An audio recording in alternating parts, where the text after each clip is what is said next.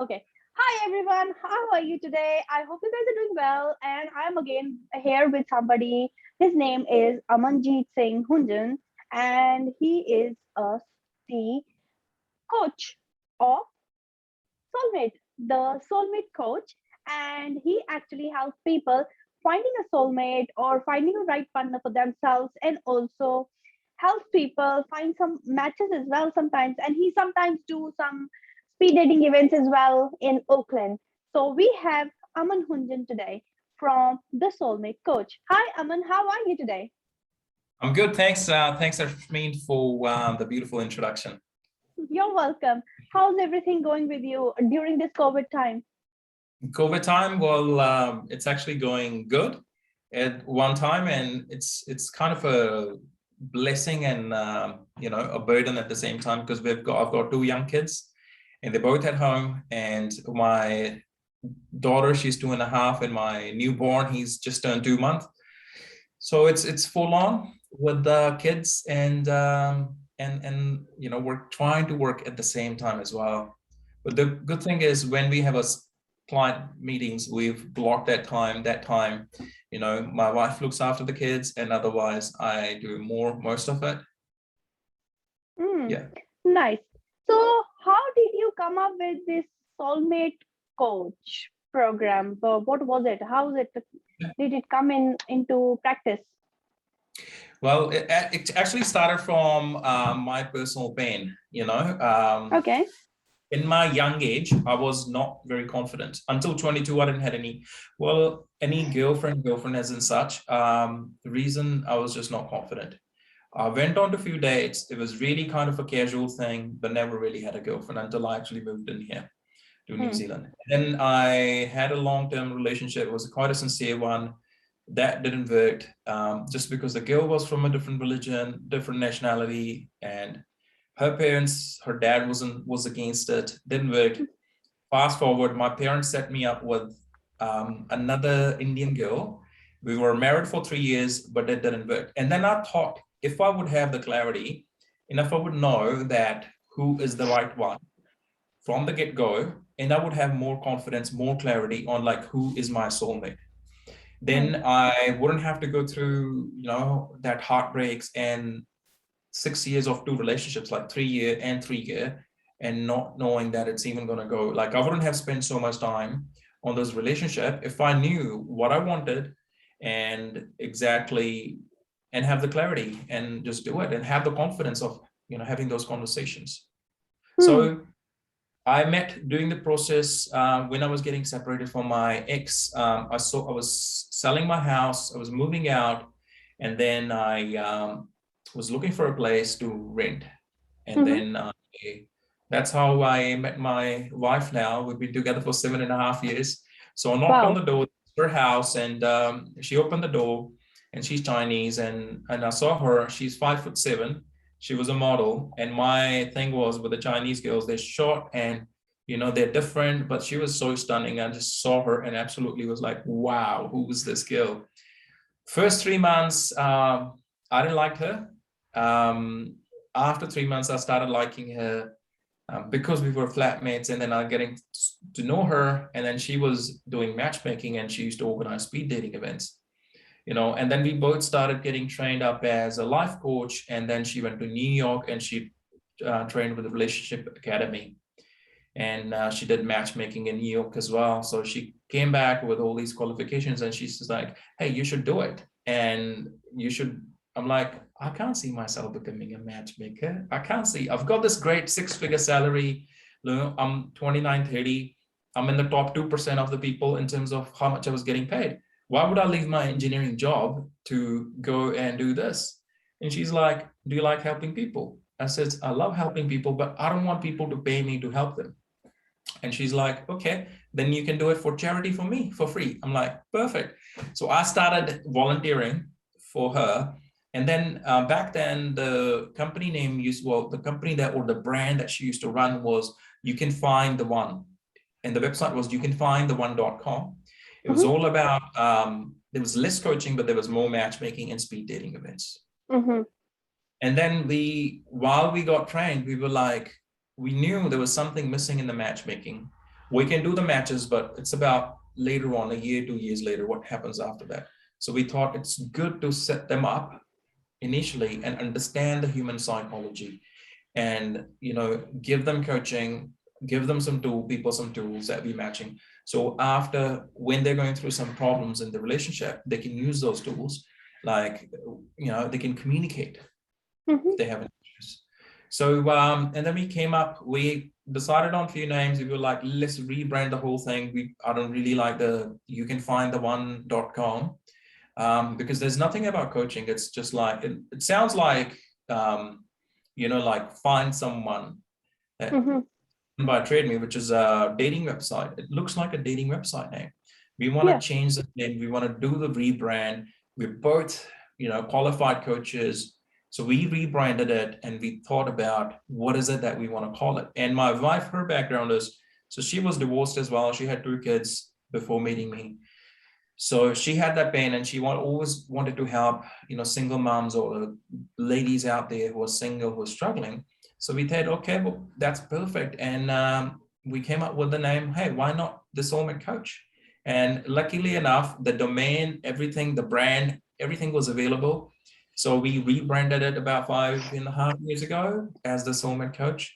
And then initially it was more like just helping people for free, and just more like doing that voluntary, giving it back to the community. And then we decided, okay, people are keen on, signing up and taking on services. And then we says, okay, let's do this more professionally. Nice. So, how when you started this journey and looking after the clients, so what kind of clients do you have? Do you have only Indian types of clients, or do you have Chinese or everything? No, my first client was Kiwi. So he's been the reason why I'm still doing it. So he was actually signed up with my wife. He was 41. He's never had a relationship. He was a bit on the spectrum, as in such, like he was a bit slower than normal people. And the reason was because when he was young, he had a head knock, and that had an impact on his brain functionality. So he wasn't 100% sharp, but let's say he was 80% sharp than normal people. Yeah. So, and he never had any relationship that impacted his confidence. And in his 20s, he got depressed. He got bullied at school. He got bullied at home by his brothers, the big brothers, because he was the youngest one. So he never really had any confidence. And he was 41, never had a girlfriend, never had a relationship, never had an intimate relationship at 41. And he really struggled. So when my wife signed him up, she coached him for about 3 months. He started getting more confident. But then he's like, I want a man to coach me, because there's a lot of stuff that, between that he's shy about talking to a woman. And then he said he would want a man's approach. And how would a man approach a woman? So he started taking on coaching with me. Prior to that, he's been on antidepressants for 15 years, more than 15 years. Oh my God, that's So he's been serious. seeing a counselor. He's been seeing a counselor for 10 years. And that was the moment which got me realized, and he's the reason why I'm doing this, because he started coaching with me 6 weeks later. And he used to come to our house, because back then we didn't have an office 5 years ago. So he said, bro, I'm like, that's very, friendly. And how come he's been so friendly? And he says, I want to share something with you. Your coaching is making a massive difference to my life. And guess what? He says, it's been 3 weeks. I've not taken my antidepressant pill. And I'm like, you're kidding me. He says, yeah, I haven't taken it. And I've not been going to counselor. I don't think I need a counselor. And he says, counselor was more like suppressing it. And instead, you give me a possibility that it's possible. Your words, have lit the fire in me. And then fast forward a year later, he was in a relationship. So you can imagine, and just because of his results, I started taking it more seriously. Whereas because before I was like, it's about my personal goal, my financial goal. But once I started getting the clients start getting results, I was like, it's not about financial goals anymore. It's about helping people do, it's about making a difference to them, getting them off from whatever they're on, and living a best life and becoming the best version what they can. Yep. Wow, that's an amazing story. Yeah. Yeah. Is he married now? Do you know? Do you have any tips? Yeah, well, he's engaged. They were getting married. So his partner, well, he got engaged here and then he got engaged in Philippines. And she Uh-huh. was here, but with the COVID and everything. So they went back in 2019. They got engaged in 2019. And they've been seeing each other since 2018. Wow. So, and because of course he wanted an approval from Filipino family because they're very traditional Christian family. He's Christian, but they still wanted to know that, is my daughter going to the right place? And then the Yeah, plan true. was to bring her here, but the poor girl being stuck there because he's legally still not married. I put his file on October 2019, September, to sponsor her. So when she finished her visa, she can come here, she can stay here. But the whole application takes so long. And then in Feb, the COVID hit. Even though they were engaged here and they were engaged overseas, it didn't work for them. Sad Wow. enough. And so they are in a long distance relationship. As soon as the border opens, they will be getting back together and getting married. Wow, that's interesting to know. Mhm. Yeah, I mean, he would have probably even have kids by now, or he would have been married. At least who knows where he will be if the COVID and the borders wouldn't have been closed. So, when did you started working full time in your business? I started working full time 3 years ago, and then I Mm-hmm. took a break. I worked at sales because I was crap at sales. I've never had because I come from engineering technical background. I've done logistics, procurement, a lot of other stuff, but the only thing I have not done is sales. And sales and marketing was not my strength.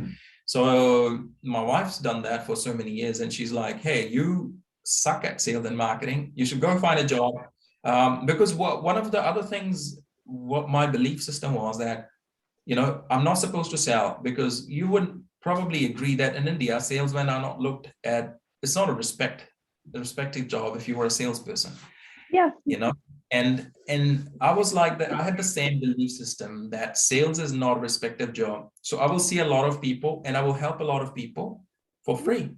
But then back then we had our office. We've had our office for about 4.5 years. You have to pay the accountant, pay the office, pay all the website expense and other expenses, Mm-hmm. and then we have to make a profit. We can't do charity. And then Mm-hmm. she's like, "You're helping people. You're doing too many free things. You need to make them an offer." So I did online, sales program by Jordan Belfort from the Wolf of Wall Street. That really helped me 3 years ago. And one of the things that one of the coaches there at the Straight Line Principle said, you go find a sales job, put it into practice. And then I worked in a sales job for about 11 months and I came back and fully trained up. And since then, that just really transformed the business. And by doing that, I've been able to make a difference to more people because if the people they pay, they take it seriously. If it's Yeah. free, they might show up once, they might show up twice, and then they will stop showing up. It's just like, when you go to Sikh temple or Hindu temple, people are not committed on going there every week. They might go whenever they feel like. It's about making that commitment. When people make the commitment, they will work. And Yeah. that's one of the ways when they make a commitment. So that really changed. When I changed my belief systems, that changed the business. Hmm. Interesting. I'm very good at sales, so I love sales. And I met Yeah. you because of my sales and my talking techniques because I love talking to people. I was obviously we met through because of notable pictures, because of the show that we were doing arranged, and I really appreciate you coming on the show and Oh, helping us I out love as it. well. Yes. I loved it. It's been one of the things that I wanted to move on. I think it's just a law of attraction, which I've studied quite a lot. Just before you got in touch with me, I had this idea. I was like 20, 21. I'm gonna make my first TV, whatever, whatever it takes. I'm gonna be on the TV. And I just created this possibility about 2 or 3 months before you guys contacted me, like Feb. I was like, before my birthday, which is in October, I was like, I'm gonna be on TV. And that was a commitment that I made for myself. And 2 weeks later, you contacted me and the whole thing started. But that's what I feel like when you put something out there in the future, when you create this possibility that this is what I want. The things that we want is we don't even know it's actually been waiting for us.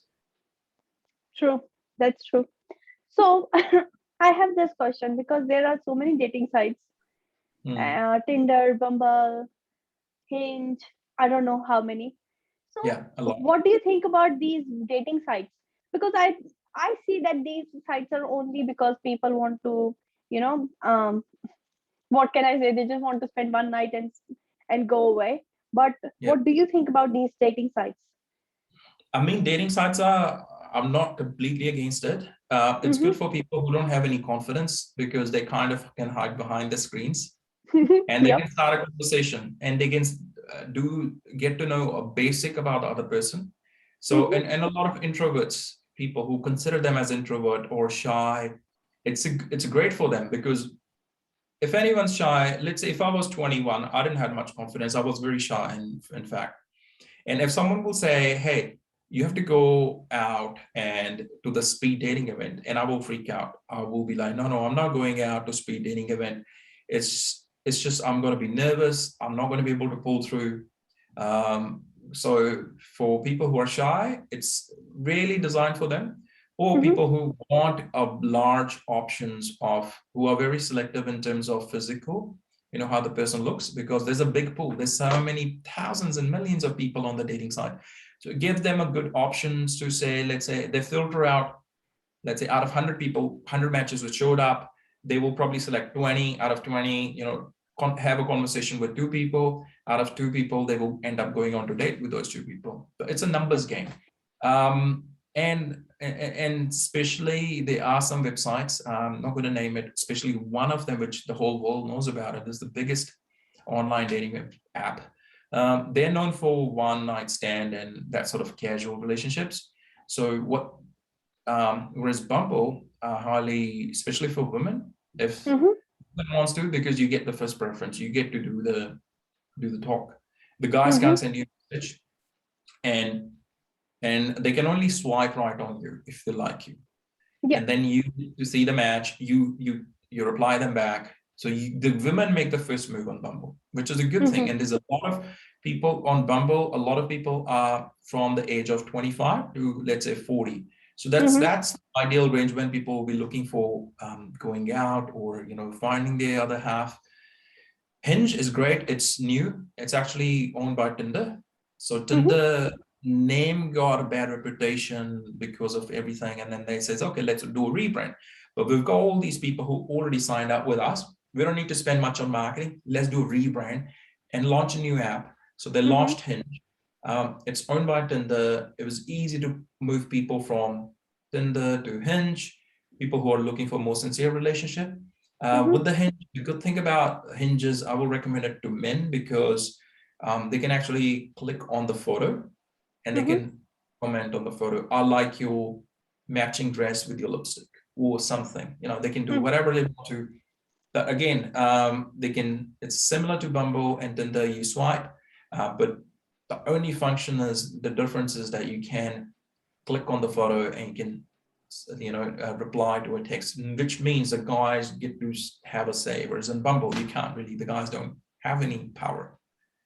Yeah. um, Um, but don't you think sometimes I feel it like being having so many options, like people are getting so much confused because we it's have so many options. They go for one option and they're like, oh, now maybe I can find another that's better. So what do you crazy. think about that? That's actually raising the bar higher. Before, people will meet five people and they will be like, hey, I don't like these three person or four people, I quite like that person. They will get into relationship because they had limited you know pool of people. But now with the websites, there's hundreds, thousands of people out there in their area, in their location, within the first 50 kilometers. So that's kind of, people are getting more picky because there's so many options. The more options they have, the more confused they will be. It's like going to an ice cream shop. If this is chocolate, vanilla, banana, or strawberry, it's so easy to choose. You've only got four options. If you go to an ice cream shop and there's 20 different ice creams, and you're like, oh, I might try this caramel, or I might try this walnut, or I might try this special one. There's so many options. It just makes the decision making so hard when you have more options. That's So true. again, it's making it hard for people to be clear on And what they want. find somebody.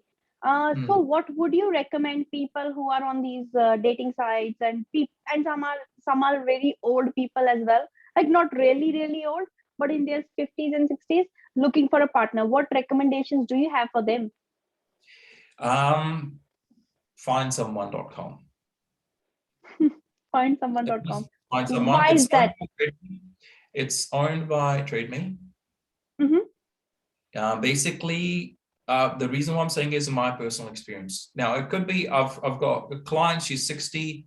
She's on Bumble. She's been with us for 10 months now, and she's probably had, and she's not very picky, but she's had 8 dates, and she was in a relationship for a short time, for 2 months, you know.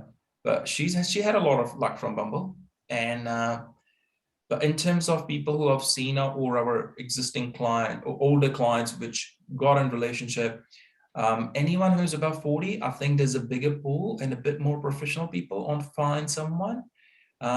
It's very old school. They haven't done much. I don't even know if there's an app. You have to literally log in from your computer and do it, just because it's local. yeah. And they're not many fake profiles on Find Someone. That's the other thing. And then the audience is quite mature. In fact, I know, like, my ex-boss, quite a few people that I know above 45, Mm-hmm. they met their partners on Find Someone, and they've been together for like so many years now. So Wow. they can have Bumble as well, but I think still Find Someone's got a bit of niche, especially it's a Kiwi company, it's a Kiwi Mm, website, and the profiles are genuine. okay. Sorry about that. Um, just one more question I came up with was like, you do this soulmate coaching. What does it exactly involves? Okay, we work on 5 different areas. So actually we work on, it's really simple. It's ABCDS, right? What I say is the singles are single because of 5 main reasons. A is actions. Yeah, they don't take any action. Mm-hmm, Before even they want to take action, they think, well, I'm not good enough, or I need to be in a better financial position so I can go, or I'm not confident enough, or I need to lose weight. So they don't take any action just because they have something like, I need to do X so I can do Y, so they don't take any action. Or they think, well, I don't deserve love, or I'm never going to find someone. So they never take any action. Or they sometimes take action, no result, and they go back to like, what's the point? I'm never going to find someone, might as well stay single. mm, Or they take one action every 6 months because they're so busy with their business or their jobs that they don't have time for love life. So mm-hmm, action is very important. B is belief. We spend 70% of our time on the belief systems, like changing people belief system, rewiring the whole, like, am I loved, or I'm unlovable, or I'm not good looking enough, just changing the whole belief system. Yeah. So I think, again, like 70-80% people are stuck there because of belief system.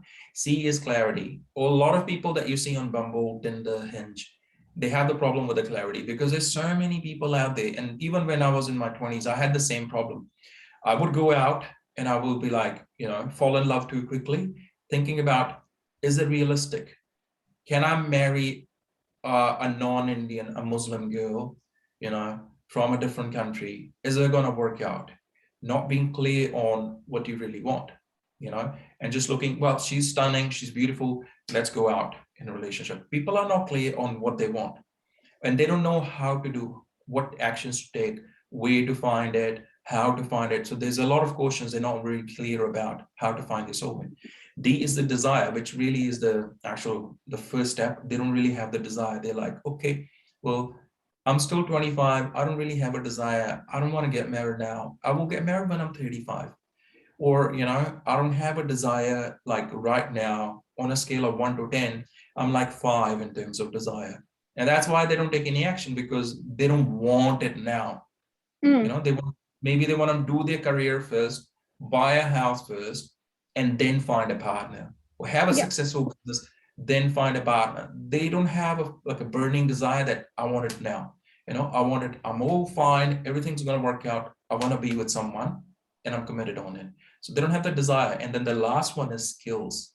So skills could be, just simple flirting skills, icebreakers, which a lot of people, just starting up a conversation. A lot of men don't know how to do it. And especially in our community, a lot of Indian men, how do I know that? Because when I was in my 20s, we will go to the bar, spend so much money on the bar, we'll grab a drink, stand on the corner, and just keep drinking and just keep checking out the girls. Never will have the skill, the confidence to go up to a girl, start a conversation, because we will be like, oh, what if we get rejected?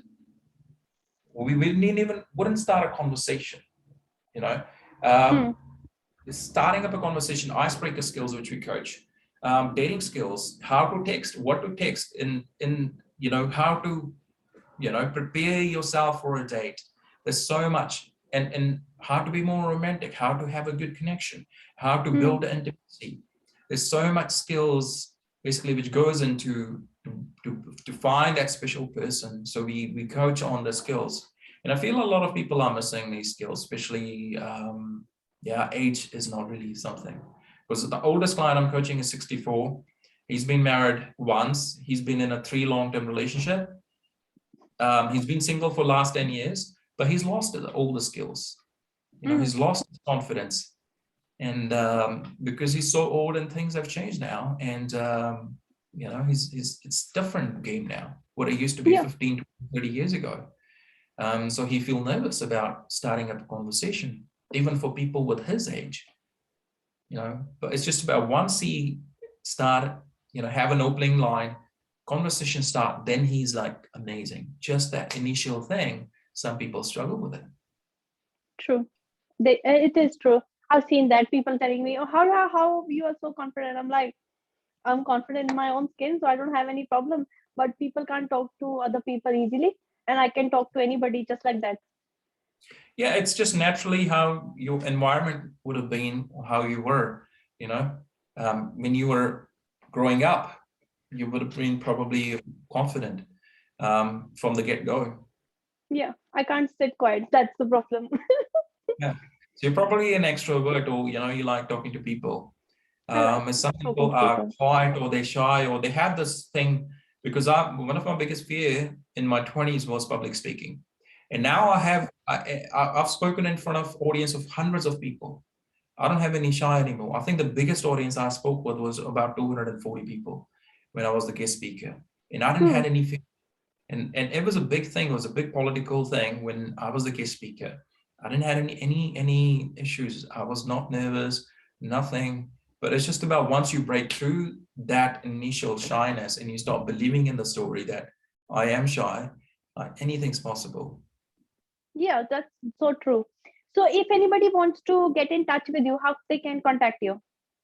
Well, they can book in a session through Facebook. They have to go to the Soulmate Coach page.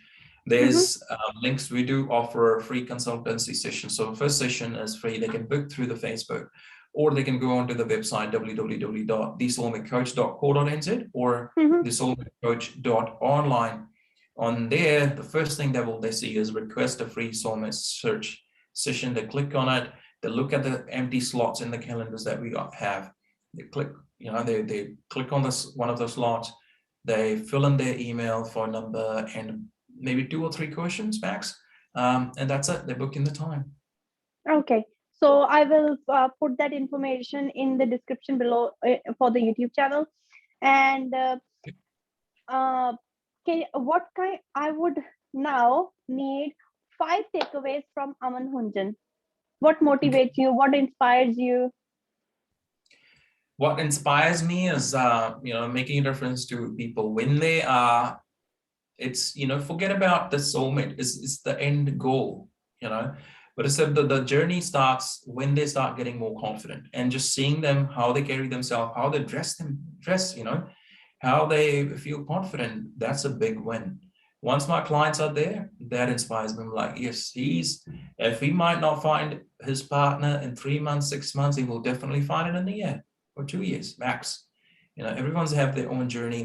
That's one thing. Seeing a smile, a confidence on my clients, that's one of the things which inspires me. The second thing is, of course, when they're in a relationship and they get to share the testimonies, or we get to share the testimonies, or they're telling their friends about, because 90% of the 80% of the business that we're doing is purely through referrals. People who work with us, they will tell their friends, their work colleagues, that how good the service was, and they will just tell them, hey, go there, just sign up, pay the money, and do the coaching. You will Yeah. find someone like we did. So it's just that when they get the results, they feel, you know, that they should be sharing this stuff with them, because it's going to make a difference to other people. Yeah. So the third thing, what inspires me is basically myself. I always wanted to do something different, something off the hook. My granddad was an engineer. He was a big industrialist. My dad did a diploma in engineering, and he was a lawyer. And I ended up doing an engineering master's in engineering from Massey University. But I didn't want to be an engineer from the day one. I wanted to do something in the movies or in the television. I got offered at 18 when I was 18, but my dad declined it. He's like, no, he's not going to do it. He's going to become an engineer like me. But I was like, I want to do something off the hook, you know, something completely different. And whether it's having my own TV show or producing inspiring movies, I always want to do something different.